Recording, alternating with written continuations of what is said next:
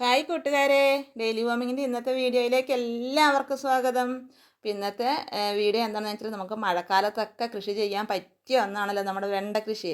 അപ്പം ഞാനും അങ്ങനെ മഴയാണ് അതുകൊണ്ട് ഇപ്പം ചെയ്യുന്നില്ല എന്നൊന്നും വിചാരിച്ച് മാറി നിന്നില്ല. വിത്തൊക്കെ പാകി കിളിർപ്പിച്ച് ഏകദേശം എൻ്റെ വെണ്ടയൊക്കെ ഇത്രത്തോളം ആയിട്ടുണ്ട്.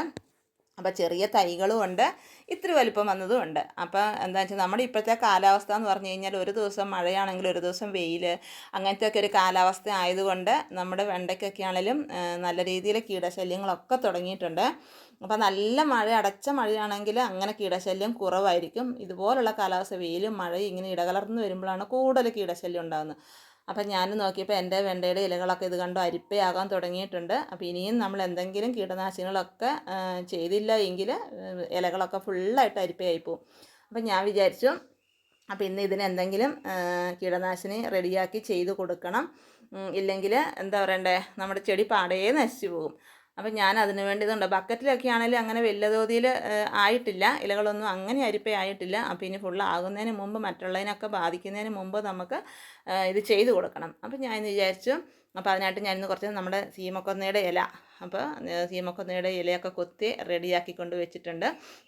അപ്പോൾ അത് നമുക്കിതിൻ്റെ ചുവട്ടിൽ നല്ല രീതിയിൽ നമ്മൾ ഒന്ന് വെച്ച് കൊടുക്കുക.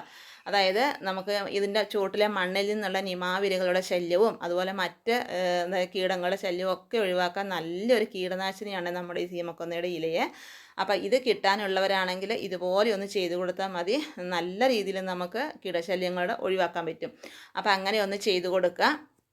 പിന്നെ എന്താണെന്ന് വെച്ച് കഴിഞ്ഞാൽ, ഇനി അഥവാ നമുക്ക് സീമക്കൊന്നയുടെ ഇല കിട്ടാനില്ലാത്തവരാണെങ്കിൽ നമ്മൾ വേപ്പിൻ പിണ്ണാക്കുണ്ടല്ലോ, അത് ഓരോ പിടി നമ്മൾ ഇതിൻ്റെ ചുവട്ടിൽ ഒന്ന് ഇട്ട് കൊടുക്കുക. മണ്ണൊക്കെ ഇളക്കി നമ്മുടെ വേപ്പിൻ പിണ്ണാക്കിൻ്റെ ചുവട്ടിൽ ഇട്ട് കൊടുക്കുക. എന്നിട്ട് പിന്നെ എന്താ ചെയ്യേണ്ടതെന്ന് വെച്ചാൽ, നമ്മുടെ വേപ്പിൻ പിണ്ണാക്ക് വെള്ളത്തിൽ കുതിർത്ത് വെച്ചതിന് ശേഷം അതിൻ്റെ മുകളിലത്തെ തെളി ഊറ്റിയിട്ട് നമ്മൾ ഇതിൻ്റെ ഇലകളിലൊക്കെ തളിച്ചൊന്ന് കൊടുക്കുകയാണെങ്കിൽ നല്ല രീതിയിൽ നമുക്ക് കീടങ്ങളുടെ ശല്യം ഒഴിവാക്കാൻ പറ്റുമേ. അപ്പോൾ അങ്ങനെയൊക്കെ നമ്മൾ ഇടയ്ക്കിടയ്ക്ക് എന്താണ് നമ്മൾ ഓരോ കീടനാശിനിയും അതുപോലെ വളങ്ങളും ഒക്കെ ചെയ്ത് കൊടുത്താൽ മഴയാണെങ്കിൽ നമുക്ക് ഒരു ബുദ്ധിമുട്ടും ഇല്ല. നമ്മുടെ അടുക്കള ആവശ്യത്തിന് നമുക്ക് വിഷമില്ലാത്ത പച്ചക്കറി നമുക്ക് ഉപയോഗിക്കാൻ പറ്റും. അപ്പോൾ ഇത് കണ്ടാൽ ഞാൻ നമ്മുടെ അടുക്കളയിലെ കഞ്ഞിവെള്ളമാണ്, പുളിപ്പിച്ച കഞ്ഞിവെള്ളം ഡയലൂട്ട് ചെയ്തെടുത്തതാണ്. എന്നിട്ട് അതിലേക്ക് ഞാൻ കുറച്ച് നമ്മുടെ വെളുത്തുള്ളിയും കൂടെ ചതച്ച് ഇതിലേക്കൊന്ന് മിക്സ് ചെയ്ത് കൊടുത്തിട്ടുണ്ട്. അപ്പോൾ തൊണ്ടടക്കമാണ് ഞാൻ ചതച്ചത്. അപ്പോൾ അതും കൂടി ഒന്ന് മിക്സ് ചെയ്ത് കൊടുത്തിട്ട് നമ്മുടെ ഈ വെണ്ടയുടെയൊക്കെ ഇലവഴി നല്ല രീതിയിലൊന്ന് തളിച്ച് കൊടുക്കുകയോ അല്ലെങ്കിൽ നമ്മളിത് അരിച്ചിട്ട് സ്പ്രേ ബോട്ടിലാക്കിയിട്ടൊന്ന് സ്പ്രേ ചെയ്ത് കൊടുക്കുക. അപ്പോൾ ഇതിൻ്റെ ഇലയുടെ അടിഭാഗത്തും ഒക്കെ നല്ല രീതിയിൽ നമ്മൾ ഇതുപോലെ ഒന്ന് തളിച്ച് കൊടുക്കുക. അപ്പോൾ അങ്ങനെയൊക്കെ ചെയ്താൽ മഴയാണേലും ഒരു ബുദ്ധിമുട്ടും ഇല്ല. ഒരു 3-4 ഗ്രോ ബാഗിലോ ഒക്കെ നമുക്കിതുപോലെ ഈ 2 വെണ്ടയ്ക്കയാണേലും നമുക്ക് ജൈവ രീതിയിൽ, അതായത് കെമിക്കലൊന്നും ചേർക്കാതെ രാസവളങ്ങളൊന്നും ഇല്ലാതെയൊക്കെ നമുക്ക് പറിച്ചെടുക്കുകയാണെങ്കിൽ എന്തൊരു സന്തോഷമായിരിക്കും. അപ്പോൾ ഈ കീടശല്യത്തിനൊക്കെ എന്ന് പറഞ്ഞാൽ ഇനി നമുക്ക് അതായത് കെമിക്കലൊക്കെ ചേർത്ത കീടനാശിനിയാണെങ്കിൽ നമുക്ക് പെട്ടെന്ന് സ്പ്രേ ചെയ്ത് കൊടുക്കാം, പെട്ടെന്ന് കീടങ്ങളെ ശല്യം ഒഴിവാകുകയും ചെയ്യും. അപ്പം നമ്മൾ ഈ ജൈവ രീതിയിൽ ചെയ്യുന്നത് കൊണ്ട് നമുക്ക് അതിൻ്റെ റിസൾട്ട് കിട്ടാൻ ഇത്തിരി താമസിക്കുമെങ്കിലും നമ്മൾ ഇടയ്ക്കിടയ്ക്ക് ഇതുപോലെയൊക്കെ ചെയ്ത് കൊടുത്താൽ മതി.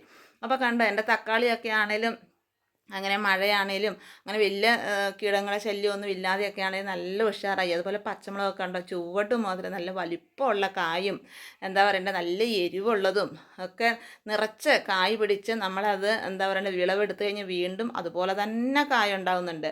നല്ല എന്താണ് വലിപ്പമുള്ള പച്ചമുളകുമാണ്. അപ്പം നമ്മുടെ മുറ്റത്ത് ഇതുപോലെ പച്ചമുളകാണലൊക്കെ തിങ്ങി നിറഞ്ഞ് നമ്മുടെ പീച്ചിലൊക്കെ കണ്ടോ, ഞാൻ ഒരു ചട്ടിയിൽ ഇതുപോലെ പാകിയതാണ്, അതൊക്കെ വള്ളി ഇടാൻ തുടങ്ങിയിട്ടുണ്ട്. അതിന് കമ്പൊക്കെ ഇനി കുത്തി കൊടുക്കണം. അതുപോലെ നമ്മുടെ മുറ്റത്ത് നമ്മൾ ഇതുപോലെ തക്കാളിയാണെങ്കിലും പച്ചമുളകാണെങ്കിലും വെണ്ടയാണെങ്കിലും ഒക്കെ ഇങ്ങനെ പൂത്ത് നിറയെ കായൊക്കെ ആയിട്ട് നിൽക്കുന്ന കാണുമ്പോൾ അതിന് നമ്മുടെ വീട്ടിലേക്ക് ഒരാൾ കയറി വന്നാലും നമ്മളോട് എന്താ പറയണ്ടേ ലോഹ്യം പറയുന്നതിന് മുമ്പേ നമ്മുടെ പച്ചക്കറിയൊക്കെ കണ്ട് അതിനെ കുറിച്ച് അഭിപ്രായങ്ങളൊക്കെ പറഞ്ഞ് നമ്മളോട് അഭിപ്രായങ്ങളൊക്കെ ചോദിക്കുമ്പോൾ നമുക്കുണ്ടാകുന്ന സന്തോഷമുണ്ടല്ലോ, അതൊന്ന് പറഞ്ഞറിയിക്കാൻ തന്നെ വയ്യ. അപ്പോൾ ഇതുപോലെ നമ്മുടെ മുറ്റത്ത് എല്ലാവരും റെഡിയാക്കാൻ ശ്രമിക്കണേ. Okay, thank you.